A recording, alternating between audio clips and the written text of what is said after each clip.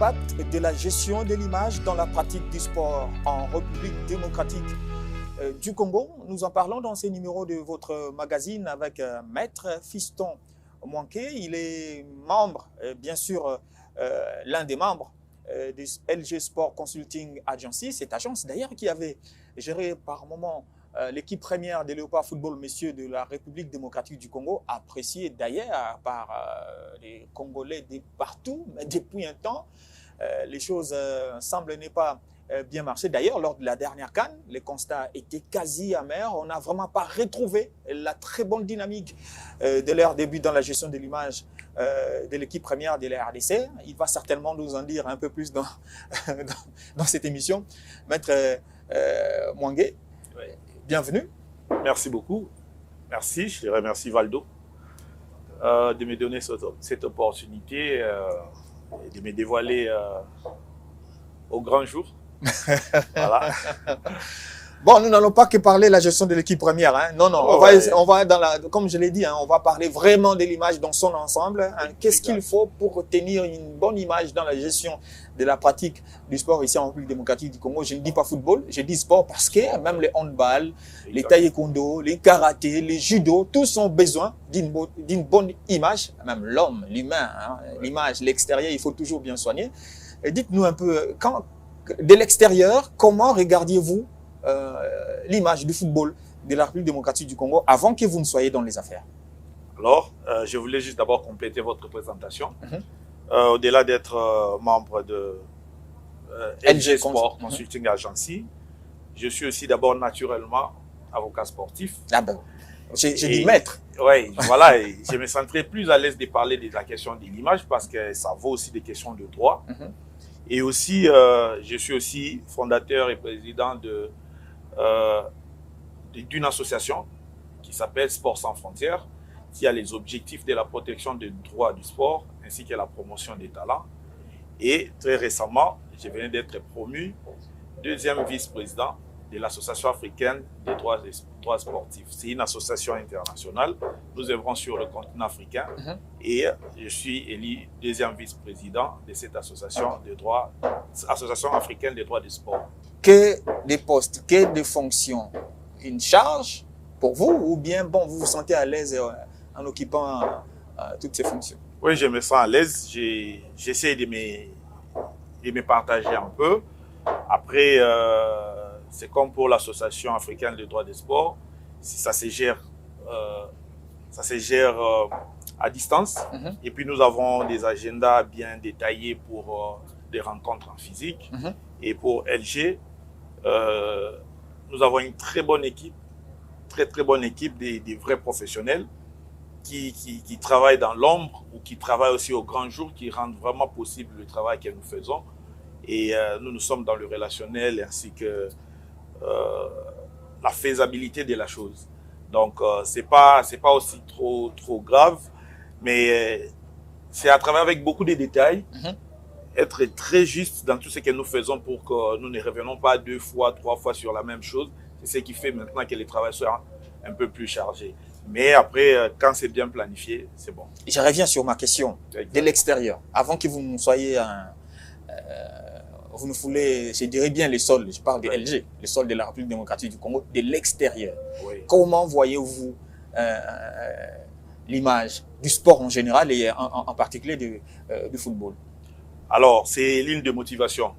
C'est l'une des motivations qui nous ont poussé, qui a poussé à LG de travailler sur le sport en RDC, mais d'abord avec une particularité sur le football. Sur le football parce que aujourd'hui au Congo ou dans d'autres pays, quand on touche au sport roi, ça donne la grande image. Par contre, si c'était au Kenya, peut-être on pouvait toucher à l'athlétisme. À l'athlétisme. Voilà, chaque pays a sa particularité. Et le Congo vit du football. Le Congo est dans le général. C'est-à-dire le football, on trouve ça partout. On trouve ça partout, exactement. Alors, on s'était rendu compte, comme vous le dites, comme observateur, on avait vu que l'image du sport congolais était en berne. En berne parce que déjà, cette image avait flotté avant que nous puissions naître. Dans les années 60, dans les années 70 ou 70. C'était un peu timide dans les années 80, mais dans les années 80 avec le basket, féminin surtout. Le basket dame, ouais. Basket dame. Ah, vous parlez en termes de résultats. C'est ce qui rend l'image. L'image vient, ça c'est complète. Après, un moment, vraiment en tout cas dans les années 2000, l'image du football congolais était vraiment en berne. Alors, comment est-ce que cette image pouvait être relevée? Alors, il y a plusieurs manières de faire relever l'image. Ça peut venir d'abord du moyen financier. C'est-à-dire, ça part de rien, mais plus on injecte beaucoup de moyens, ça relève l'image du sport. Je donne l'exemple du Qatar. Les championnats qatariens n'étaient nulle part sur la carte. Je parle du football qatarien, n'était nulle part sur la carte mondiale du football. D'un coup, les Qataris ont travaillé sur l'image de leur football en injectant des moyens. En injectant non seulement les moyens, ils sont allés même chercher l'organisation de la Coupe du Monde, ils sont allés chercher les ambassadeurs. Exactement. La projection était l'organisation de la Coupe du Monde. Ils sont allés avoir également Paris Saint-Germain pour porter leur image. C'est tout un schéma. Ils ont fait appel d'abord aux experts pour aboutir à ça. Les communs des mortels voyaient les championnats. Mais les avertis voyaient la Coupe du Monde. Parce qu'ici, là, il y a la Coupe du Monde de 2030. Mais en 2026, il y a aussi notre Coupe du Monde. Mais les gens ne savent pas qu'il y a des gens qui travaillent sur la Coupe du Monde de 2030. Tout à fait. L'Arabie Saoudite ne fait pas tout ce qu'il fait ça en anodin. L'Arabie Saoudite projette. Ouais.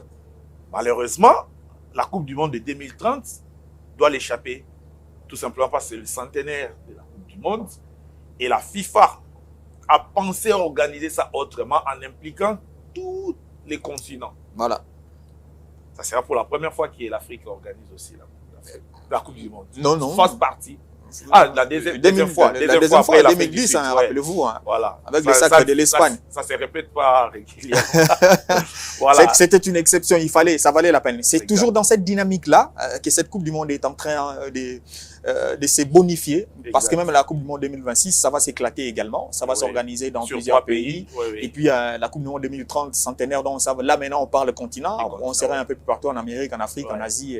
Et voilà, donc ils sont dans la dynamique de l'organisation. Exact. Alors, pour revenir sur ce que je parlais, donc ils injectent beaucoup de moyens pour lever très haut l'image. Mais il y a d'autres moyens de faire élever l'image, c'est à travers les résultats. À travers les résultats, c'est-à-dire il y a un moment donné, l'image du sport sénégalais ne reflétait plus au Lion de Teranga. Le Sénégal a travaillé, il a travaillé à l'interne.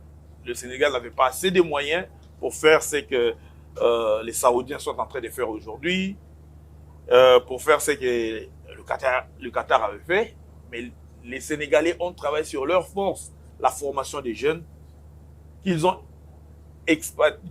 envoyés à l'extérieur, qui ont intégré des grandes écuries de football et qui ont travaillé maintenant en retour à l'image du football sénégalais. Maintenant, la RDC a travaillé sur quoi pour que vous, LG, vous veniez ici? C'était quoi les forces et faiblesses de la République démocratique du Congo, des choses attrayantes qui vous ont bien sûr attiré pour que vous veniez dire non, nous venons pour travailler dans ça, et certainement ça va aider. Est-ce que c'est les résultats?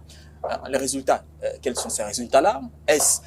C'est pas moi, vous dites, on va travailler l'image pour redynamiser et essayer un peu d'accompagner ces sélections aux résultats? Exactement. D'ailleurs, maintenant, ce qui est très différent de la RDC, LG est venu pendant que la RDC n'était nulle part, ne reflétait pas grand chose en termes d'image. Je vais vous donner certaines références. On avait 0 point sur 6. On avait 0 point sur 6 lors des éliminatoires. Après les 2 premières journées des éliminatoires de la CAN 2020. Les stades des martyrs ne pouvaient plus accueillir des matchs parce qu'ils n'étaient pas homologués. Quelle des sanctions? D'ailleurs, jusqu'à preuve du contraire, il faut qu'il y ait une inspection. Je pense que on ne va pas encore retomber dans les trains des non-homologations des séries. Plus grave que ça, la fédération était en crise. le président Constant Omar, il venait d'être suspendu par la FIFA. Il y avait l'intérim qui était joué par son premier vice-président. Le président Chimanga. Qui est lui-même. Je me réfère sur ses propres propos, qui lui-même disait, il vivait sous l'ombre. Il n'était pas informé. Bon, il vivait sous l'ombre du géant Omari. Voilà, il n'était pas informé, il n'était pas associé. Donc, c'est pourquoi beaucoup de gens ne connaissaient même pas le président de la fédération. Alors, parce que oui, on parle du football. Ben oui, après, quand on parlait de la FECOFA, ça me rappelle un peu de... Quand on parlait de la FECOFA, associée à l'image du président Constant Omari, c'était quand même quelque chose. Mais quand on parlait de la FECOFA associée à l'image du président Chimanga, c'était des choses différentes quand même, parce que lui-même, au moins, il a pris cette responsabilité-là de les dire, parce que ça se disait tout bas. Mais quand on parle, entre guillemets, FECOFA lié à l'image du Conor aujourd'hui, qu'est-ce que ça dit? Oui, avant que vous ne continuiez. Oui, ça dit que c'est la FECOFA et la FIFA. C'est la FECOFA et la FIFA. Voilà, parce que le Conor... Ça reflète quoi? Ben, ça reflète quand même ce que nous avons amené, même une touche. Ça reflète quand même quelque chose. Ça répare. Pourquoi nous disons la FIFA, que les gens ne prennent pas ça avec connotation? Parce que les Conor fonctionnent sous mandat de la FIFA. N'oublions pas, les Conor n'est pas élu. Les Conor est installé par la FIFA. Donc, les Conor veut dire comité de normalisation. Non, j'ai mis entre guillemets. Voilà, les gens peuvent couper. Nous savons un peu plus ce qui se passe. C'est ça la réalité. Les gens peuvent couper. Je sais que on est en train de voir. Vous avez bien choisi les mots pour les situer, mais les Congolais trouveront leurs propres mots pour placer. Exactement. Quand on voit aujourd'hui la FECOFA, il faut l'associer à la FIFA.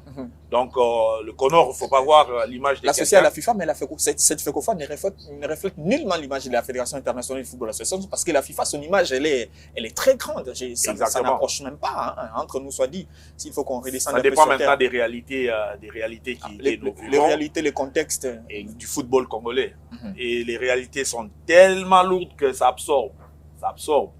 Et puis, moi, je pense que le nombre même des acteurs qu'on a mis pour gérer la FECOFA sous Conor, je pense que c'était pas quelque chose vraiment très très estimé que ça pouvait tourner à ça. Je pense que le nombre est LG arrive à un moment dans la croisée de chemin, pratiquement. Donc Conor, Omar il devait partir, Chimanga arrivé, le dynamisme de Chimanga n'était pas assez efficace. Et vous arrivez on arrive pour donner un peu du tonus à ce qui ne marchait pas. Oui, on arrive au départ.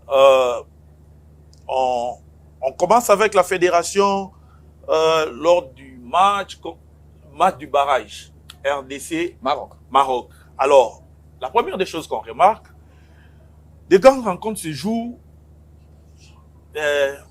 l'image du football ainsi que des personnes, des acteurs, des personnes morales qui peuvent l'accompagner n'est pas vendu. N'est pas vendu. Par exemple, le panneau autour du stade, c'est une publicité, mais ça fait aussi une beauté. Alors, on s'est dit, mais ça, c'est quelque chose, pourquoi est-ce que ça ne se fait pas? Mais c'est quand même faisable. On s'est dit de travailler sur ça. On contacte la fédération, on sollicite la fédération, on leur dit, nous, on travaille sur ça.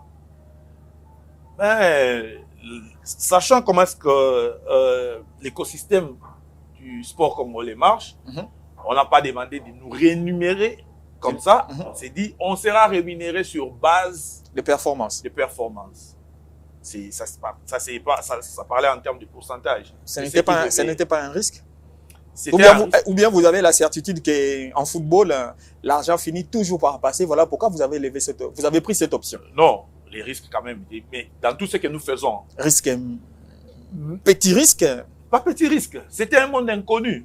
Pour vous? Non. Mais vous avez certainement sondé les réalités. On vous dit que là-bas, avant de sonder le gouvernement injecte de l'argent sans retenue. C'est ça le problème. Mais c'est ça la réalité. Parce que l'argent que le gouvernement injecte, c'est l'argent déjà bien détaillé.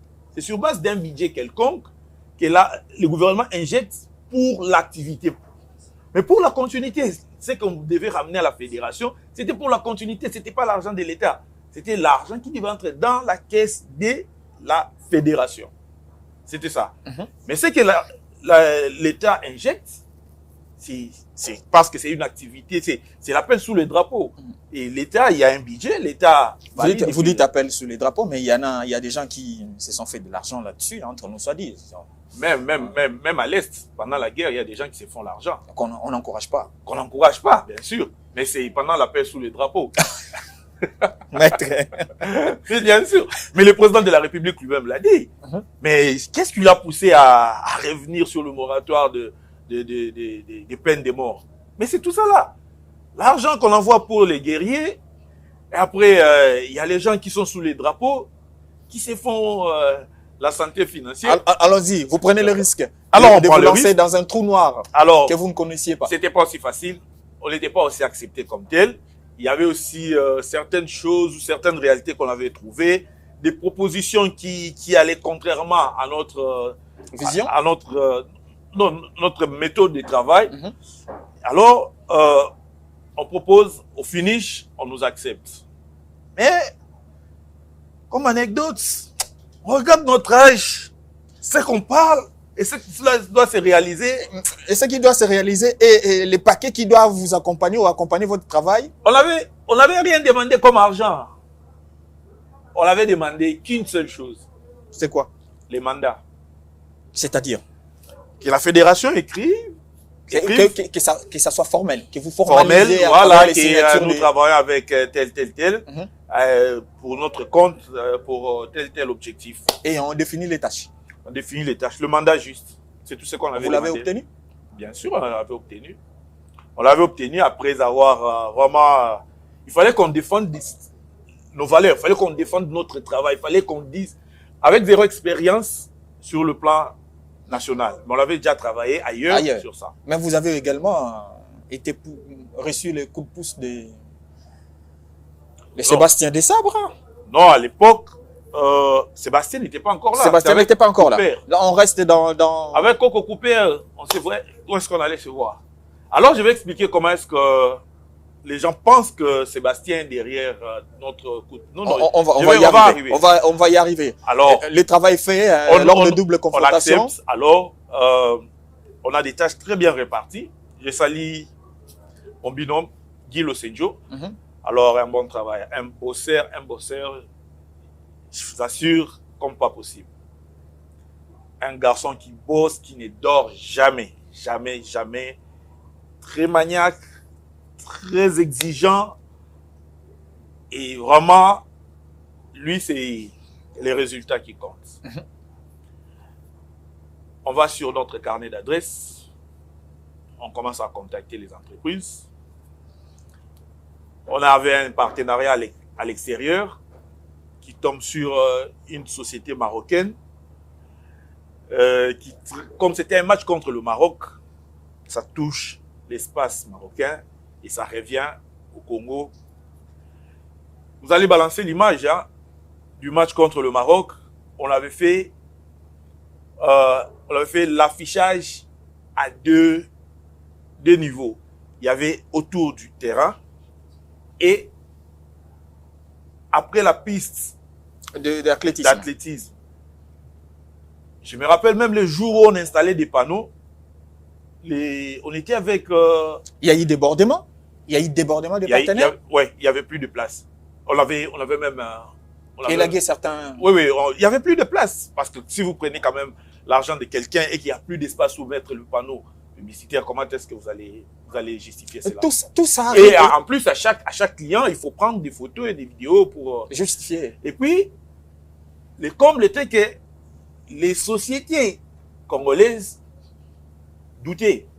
Pourquoi? Et parce que ce n'est pas leur monde. Parce que c'était une première. Mais, bon, les autres ont déjà fait, mais c'est pas dans leur ADN. C'est pourquoi vous allez vous rendre compte que le jour de ces matchs-là, la décoration des panneaux publicitaires était à caractéristiques, à grande partie, arabique. Et même la nuit, pendant qu'on posait des panneaux, le secrétaire général de Mazembe était là, les CG Kitenge me posent la question, mais maître, mais pourquoi est-ce que vous avez fait ça? Je dis, mais CG, qu'est-ce que vous avez fait? Mais pourquoi est-ce que vous avez permis que ça soit plus arabique que les sociétés de chez nous? Mais les autres ne sont pas venus. C'est commercial. L'appel d'offres a été fait. Les Marocains ont trouvé l'opportunité pour faire valoir l'image de leur société. C'est pourquoi ils sont nombreux comme ça. Est-ce que cela peut aller avec les prévisions, la possibilité de croire en la capacité de sa sélection, de faire un résultat positif que les Marocains se sont également permis d'inonder, de gagner la bataille commerciale, s'il faut le dire ainsi? Bien évidemment, mais pourquoi est-ce que, nous apprenons les retraits de certains sponsors par carence des résultats de certains clubs, surtout dans l'espace européen? Mais quand il n'y a pas de résultats, notre image est ternie aussi. Après, on ne reconduit pas. Mais ça vaut quand même quelque chose quand un club gagne. Et que vous vous affichez. Mais pourquoi est-ce que nous nous acharnons à ces brandings qui est sur PSG et puis non, on s'acharne pas. On s'acharne pas. Bon, on s'acharne sur le réseau, sur le plan politique, sur le plan politique, ça vaut la peine. Ça vaut la peine par rapport à tout ce qui s'est passé à l'est de la RDC. On a vu ce qui s'est fait sur des réseaux sociaux. Les gens écrivaient sur des pages de Paris Saint-Germain et Arsenal. Et tant que vous supporterez cela, nous, en tout cas, oui. Ça ne passe pas chez nous. Mais ils sont toujours là parce qu'il y a le résultat. Il y a le résultat qui et surtout que Paris atteint les demi-finales de la Ligue des Champions. Voilà. Alors, on revient sur le sujet, on travaille. Ça a ramené ce que ça a ramené à la fédération. Et la fédération nous a rappelé pour nous donner maintenant un contrat de les accompagner. Là, vous n'avez pas encore travaillé sur l'image dans les réseaux sociaux. Non, pas encore. Pas encore. Tout est parti de là. Vous avez déjà acquis. Hein? Voilà, tout est parti conquis de là. Pratiquement. Ils ont compris notre agenda, ils ont compris notre carnet d'adresses, ils ont compris notre capacité de travailler. Et nous avons discuté sur quoi est-ce qu'on pouvait travailler ensemble et nous sommes arrêtés de travailler sur tout ce qui était marketing, commercial, partenariat, ainsi que la communication digitale. Voilà, vous le dites si bien. Je vais quand même vous offrir une bouteille d'eau. Ça vaut la peine. Ouais. Parce que ça va? Ouais. Voilà. Ça vaut la peine. Comme ça, on va continuer. Hein. Voilà. Donc, les matchs contre les Maroc, la double confrontation, déjà les matchs allés en République démocratique du Congo, vous avez déjà avec vous la garantie de gagner un marché. Bon, avec la fédération, bien sûr. Nous, on avait soif on avait soif de convaincre. On avait soif de donner les bons résultats. Afin que le monde sportif de la RDC change et que nous puissions marquer maintenant notre image et que nous puissions avoir confiance. Mais vous n'avez pas réussi à ramener les partenaires congolais au Maroc? Il n'y avait pas d'espace. Déjà chez nous ici, les partenaires congolais ne veulent pas venir. Mais au Maroc, il n'y avait pas d'espace. Déjà, il y avait déjà des sociétés marocaines qui venaient pour le branding. Mais ils n'ont pas trouvé d'espace. Donc, aujourd'hui, vous pouvez nous dire... Et puis, n'oublions pas, pourquoi est-ce que le Marocain se sont arrachés cette place-là? Le Maroc est dans la zone commerciale européenne. Ben oui. Ça, c'est un fait. Donc, sur ces matchs-là, la RDC a non seulement perdu la qualification, la double confrontation sur le terrain, c'est une qualification qui a été partie, mais également sur le plan commercial, en termes d'image, c'était déjà des duels perdus comme ça. Donc, la RDC n'a rien gagné, si ce n'est peut-être les finances, l'argent qui est entré dans oui, si seulement qu'on censurait le public, les sons, et qu'on s'est focalisé sur le match, on dirait que ce match-là se joue au Maroc. Au Maroc. Oui. Alors, qu'est-ce qu'il nous faut avant qu'on progresse dans ce qui a été fait? Attention, les temps aussi, on n'aura pas tout le temps. Je me rends compte que la matière est tellement abondante. Je vais aller un peu trop vite. La matière est tellement abondante parce que c'est des choses vécues. On est pratiquement en train de revenir sur les non-dits. C'est que les Congolais n'ont pas eu accès, c'est à quoi les Congolais n'ont pas eu accès. Donc, ces matchs-là, la double confrontation finie, il faut maintenant travailler sur l'image de l'équipe première et dans sa continuité. Malheureusement, Cooper quitte la RDC. C'était une crainte pour vous de le voir partir, faute des résultats, entre guillemets? Non, nous, on n'était pas focalisé sur Cooper. Nous, on était focalisé sur la FECOFA. Pas l'équipe nationale, la FECOFA. Dans son ensemble. Dans son ensemble. Quand on touche la FECOFA, on touche le football congolais. On touche le football congolais, mais on ne vous a jamais senti dans les On va y I13, I15, I17. Il y en a d'ailleurs. Yes, il y en a. On va y arriver. Et je vais vous faire une révélation pour comprendre qu'on l'a touché. Mais ça reste dans la faisabilité.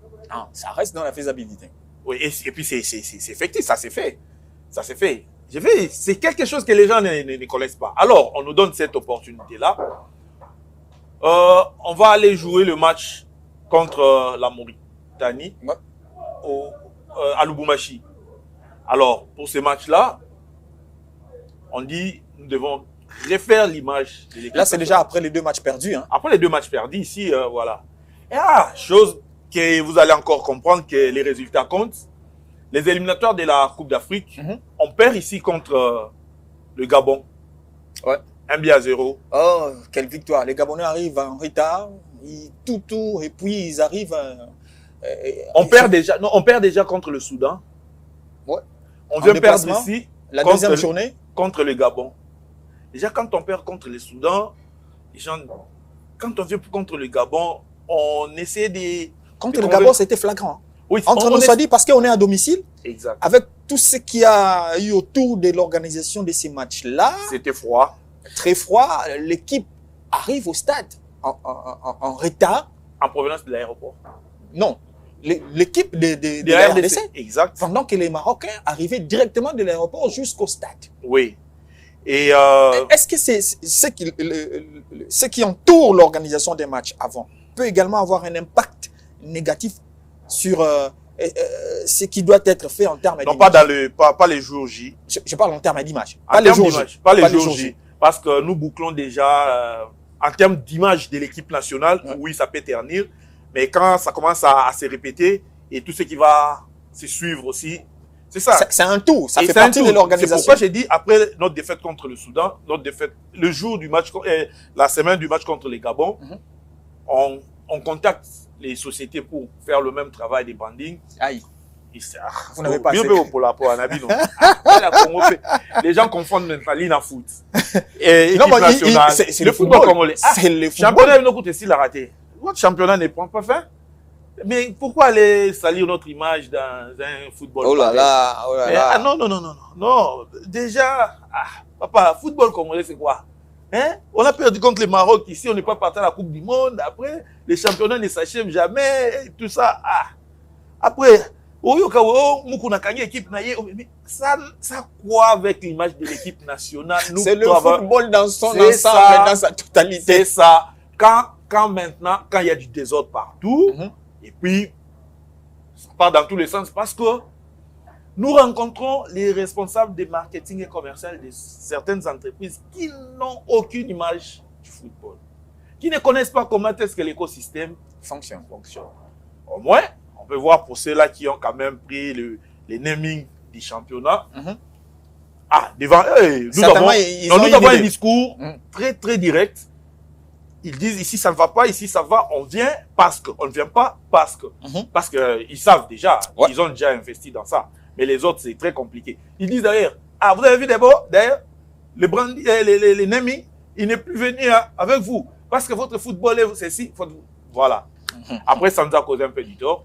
Mais le changement des sites nous avait quand même aidé quelque part. Les sites allaient jouer à Lubumbashi. À Lubumbashi. Là, c'est maintenant Cooper arrive.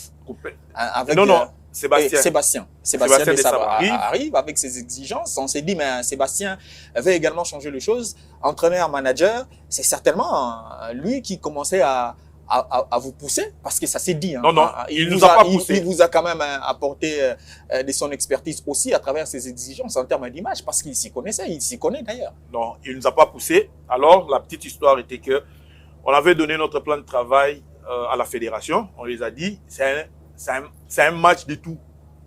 Nous devons nous relancer à travers ces matchs. Tout doit être mis en compte pour sauver l'image. Résultat, image, tout, c'est les nouveaux coachs, tout ça là. Et nous, en tant qu'agence conseil, nous vous proposons ces calendriers de travail. Alors, c'est quoi le calendrier de travail? Nous devons lancer une nouvelle page officielle de la fédération. Alors qu'il y avait déjà une page de la FECOFA qui était gérée, une page FECOFA, je ne dis pas de la FECOFA, mais une page FECOFA qui était très très dynamique et appartenant à une tierce personne. C'était très difficile de saisir toutes ces pages-là parce qu'il y en avait plusieurs. En tout cas, j'ai pas une idée sur la personne qui gérait la page parce que même au niveau de la DIRCOM, ça les échappait un peu. Non. Alors, on avait l'idée de trouver, parce que c'est facile quand même de trouver les gestionnaires des pages. Et, voilà.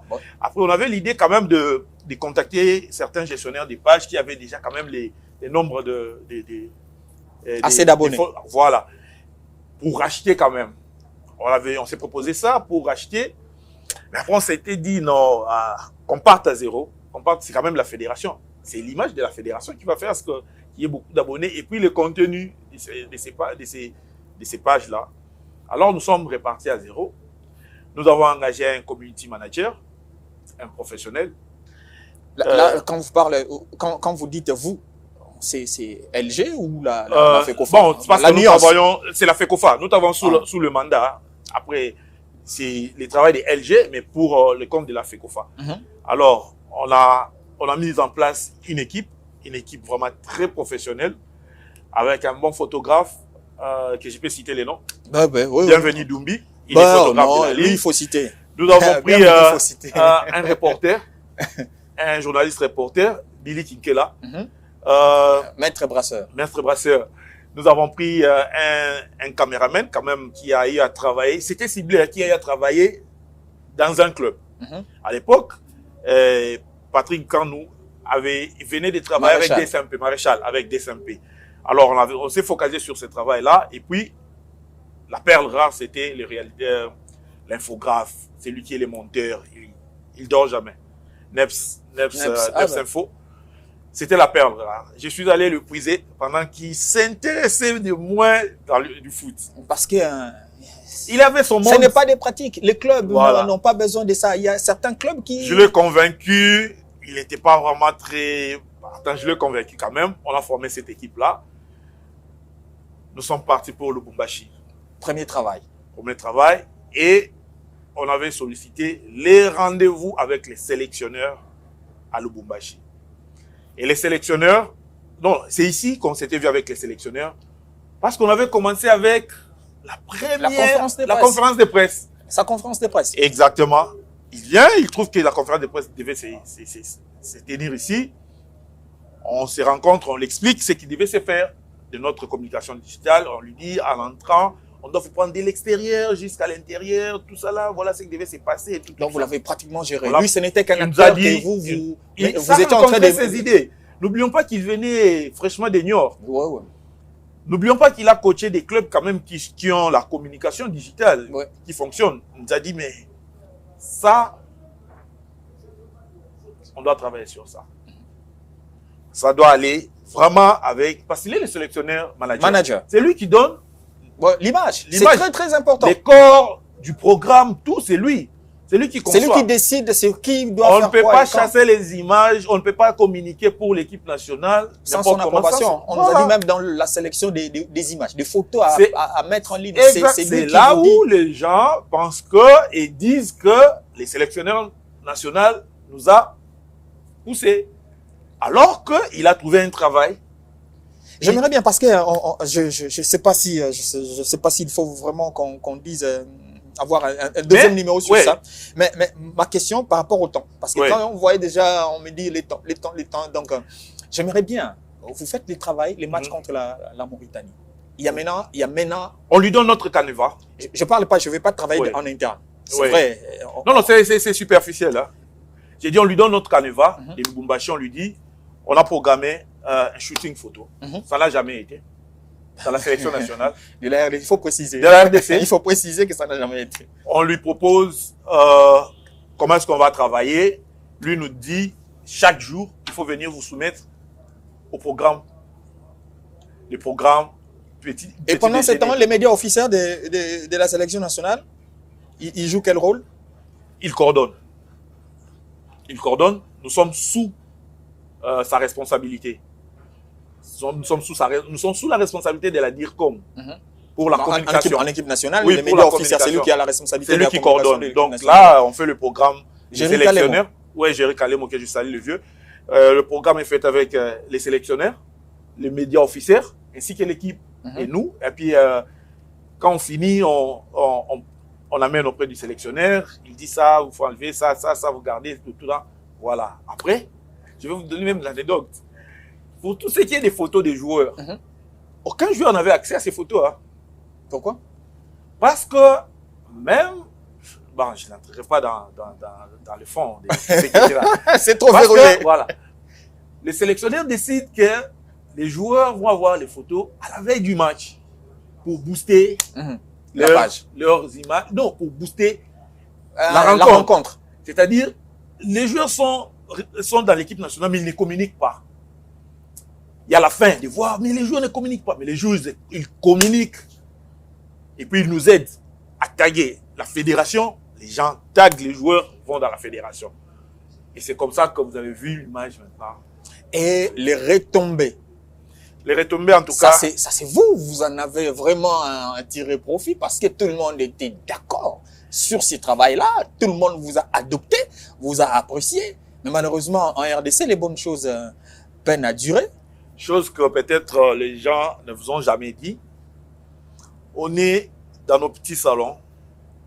On suit Valdo, Simon Yamba, accompagné d'Eddie Kankou, Olivier Pengongo, Dixon Diala et tout. Aller poser la question à tous les amoureux du sport si quelqu'un ratait ces rendez-vous-là. Ah, vous parlez de... Les retombées, Valdo ne peut jamais passer sans pourtant qu'il soit pointé du doigt. C'est la qualité du travail. C'est comme ça que vous vous êtes pris maintenant. C'est la qualité du travail. Bien trouvé. Mais malheureusement, il y a toujours des sens de regret qui ont suivi. Ah ben jusqu'au bon. Les retombées, le mauvais retombé, c'était que ça spécule dans tous les sens sur la rémunération, sur... Vous avez beaucoup, vous êtes allé dans les excès. Et puis, certaines personnes se permettent de nous publier sur des réseaux sociaux. Voilà. C'est comme si on avait mal travaillé pour la fédération. C'est comme si on avait sali l'image du football congolais. Et c'était la manière dont certaines personnes ont choisi. Moi, je suis tenté de dire, est-ce que la relation en FECOFA et LG Sport Consulting existe toujours? Mais c'est notre partenaire privilégié. Mais qu'est-ce qui explique la réalité d'aujourd'hui? On ne vous sent plus. Parce que nombreux sont ces Congolais qui se posaient la question de savoir qu'est-ce qui s'est passé en Côte d'Ivoire. Les retombées qu'on attendait. Alors que vous êtes venus pendant les éliminatoires, vous avez fait un travail appréciable, un travail qui reste gravé. Mais on arrive à ce grand événement qui est la CAN, on ne vous retrouve pas. Voilà. Alors, avant qu'on en arrive là, il y a une étape qu'on ne peut pas sauter, c'est l'étape de l'équipementier. Ah ben, ouais. Voilà. Il faut changer d'équipement. L'équipementier, on s'est dit, non, on propose à la fédération, on ne peut pas continuer avec la soumission d'achat de l'équipement de l'équipe nationale. On dote à l'équipe nationale et non, l'équipe nationale achète. C'est l'équipe nationale qui vend. Ça, c'est un deal. Voilà. Mais c'est ça travaille aussi l'image. Non, je dis ça, c'est un deal que vous passez. Et on nous dit, mais comment ça se fait? Je dis, mais on leur a dit, on a toute la technique ordinaire. Ça s'est fait d'ailleurs, ce n'était pas une invention. Non. On a travaillé l'appel d'offres. On a lancé l'appel d'offres. Et il y a eu 11 soumissionnaires. Je vous assure que en finale, sur des côtes, Umbro était même déjà 3e. Et c'était tellement serré, on les a donné une nouvelle chance de venir reproposer. C'est comme ça qu'on bénéficie même de la bonne... qu'on impose à l'autre, c'est ce qu'on veut. On les a donnés maintenant pour faire monter les enchères. Revenez avec la dernière proposition. C'est comme ça qu'on est revenu avec une dernière proposition. Et puis, alors les détails de certains détails qui ont été même annoncés lors de la présentation officielle, c'est que nous sommes dotés des I-17 à l'équipe A, femmes comme hommes, gratuitement. Et nous achetons pour vendre des réplicas. La qualité, c'est pour la qualité est remise en cause. Hein. Non, c'est ce que les gens n'ont. Je vais expliquer une chose. Vous savez, la qualité appartient aux propriétaires de l'image, aux propriétaires de l'image, aux propriétaires de la marque. Non, de l'image. L'image, c'est l'image de la FECOFA. La FECOFA, oui. Mais cette varette-là, même si elle était conçue avec des papiers duplicataires, c'est la qualité c'est la qualité qu'il a voulu, c'est sa propre qualité. Donc, on ne peut pas reprocher la qualité que vous avez voulu. Mais pourquoi la qualité? Pourquoi cette qualité-là voilà, pour la RDC? Cette qualité-là n'est pas... Est-ce qu'il n'y a pas mieux que ça? Voilà, il y a mieux que ça. Mais allons-y sur le marché.